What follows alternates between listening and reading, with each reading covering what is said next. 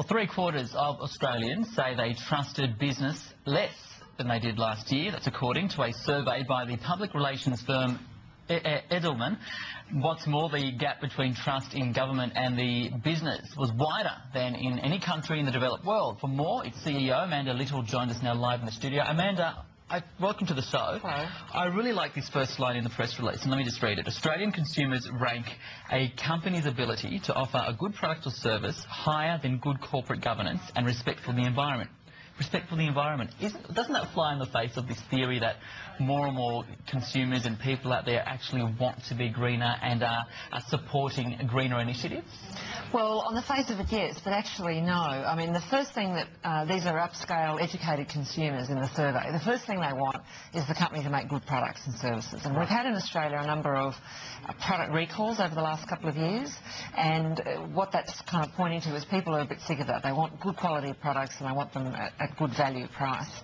The two lower things, which have been lower in all the studies that have been done on the Trust Barometer globally, regard for the environment and CSR, they're actually have always been lower, but they're actually the fastest growing. So what's happening is underneath the surface they're growing faster than any other indicators, and what we expect will happen is that environment, social engagement and CSR are becoming much more and more important. So once we come out of the downturn, I think we'll see that these things become much more important. And in other studies we found that with younger people, younger audience, Generation Y, it's even more important. So.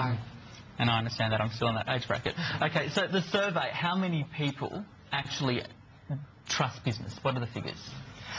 Well, we asked people if they trusted people, how much had their trust fallen, right. And 74% of them said yes, that their trust had fallen in business over the last 12 months. Right. So certainly trust in business as an institution has taken a big dent. Trust in government is up, and trust also in the not-for-profit sector, NGOs, is up. Why have we seen this fall in trust, do you think? Well, I think, you can't ignore the global information, the global financial crisis. I think we've also had a couple of high-profile companies that have gone under in Australia recently, Allco, which is sort of disintegrated, and ABC Learning, and all of that makes people feel very nervous. So. This survey, though, does it suggest that trust is as important as it used to be, though? Well, the reason Edelman studies trust is it underpins relationships, okay. And you can't have a good relationship in the public domain and the community if people don't trust you. Or a personal one. That's right. And but what the study also shows, it also asks people, will they buy products and services from companies they do or don't trust? And the answer is yes in both cases. Okay. So if they don't trust, they won't buy, and if they do trust, they will. And the study also asks if they'll pay a premium, and something like 80% of people say they'll pay a premium for a company they trust. This is another thing that happens in a downturn, is that there's a flight to quality. Consumers get nervous and they say, well, if I'm going to spend the money, I need to make sure that money, I don't have to re-spend it, I buy the right product in the first place. Okay. If we had to rank sectors or types of businesses that are least trusted to the most trusted, what would that list look like? The most trusted in Australian sectors are technology and healthcare, right. And least trusted are insurance and media companies. Do you know why? No, we don't know why. That's just what people said. And government's also quite well trusted. Yes, government is... Is that a surprise, though?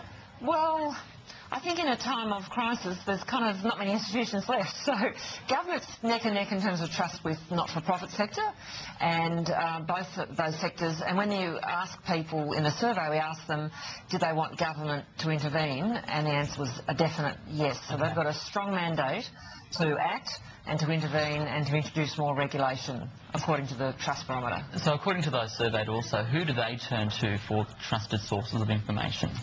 Well, third-party experts, academics, people representing, again, the not-for-profit sector come up very highly, right. As opposed to CEOs. So I think that's part and parcel of what's happened is, because, if you're not trusting... There's been a couple of high-profile CEOs who've said things that later turned out to be not true, so that hasn't been good. But the other thing that comes out of that is really for business to have a very broad approach to its communications and its stakeholder relations, to be talking to different groups in the community, not just media and not just business analysts and the business community. Just finally, for businesses out there, whether they're large or small to medium businesses, how can they use the information that you guys have compiled to improve their business and improve their trust?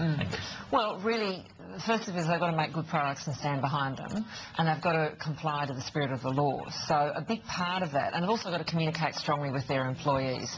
Employees come up as a strong source of information about companies. So really it means, as I was saying before, you've got to have a multifaceted approach to communications. Not only, you know, if you're doing good things, you've got to tell people about it. Amanda, appreciate your time. Thank you very Thank much. Interesting to see that media companies at the bottom of that list, obviously they weren't talking to people that watch the Sky News business channel, because I think we're pretty trustworthy. We've got plenty more to come after the break, including Australia's youngest and